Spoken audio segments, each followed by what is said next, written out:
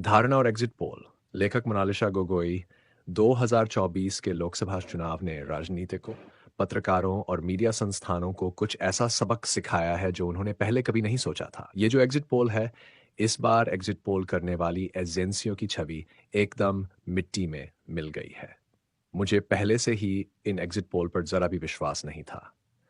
मेरी बात है कि 2 दिन रुक जाए, परिणाम तो आ ही जाएगा। इसके अलावा ओपिनियन पोल की धारणा का भी कोई काम नहीं है, क्योंकि आजकल मतदाता समझदार हो गए हैं, सच नहीं बोलते। वैसे भारतीय जनता पार्टी सरकार के आने के बाद मतदाता झूठ बोलने पर मजबूर हो गए हैं। इसका कारण है कि सच बोलने पर योजनाएं काट दी जाती हैं। पहले देश में किसी मुद्दे पर कोई नैरेटिव नहीं बनाया जाता था। सब कुछ सामान्य तरीके से चल रहा था। आजकल एग्जिट पोल को सच मानकर एक नैरेटिव बनाया जाता है। शेयर मार्केट, प्रधानमंत्री, सेना आदि को लेकर समय समय पर अलग अलग नैरेटिव बनाकर प्रचार किया जाता है। लेकिन जब इन सब की खोखली सच्चाई सामने आती है, तो नैरेटिव बनाने वाले लोग खुद ही मुंह छिपाने लगते हैं।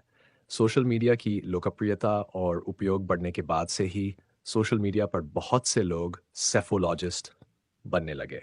उन्होंने लिख कर रखा था कि अमुक तमुक चुनाव जीतेंगे, स्मृति ईरानी बहुत ज्यादा वोटों से जीतेंगी, राहुल गांधी लाखों वोटों से हारेंगे, वो भी 2 सीटों से, गौरव गोगोई 3 लाख वोटों से हारेंगे आदि।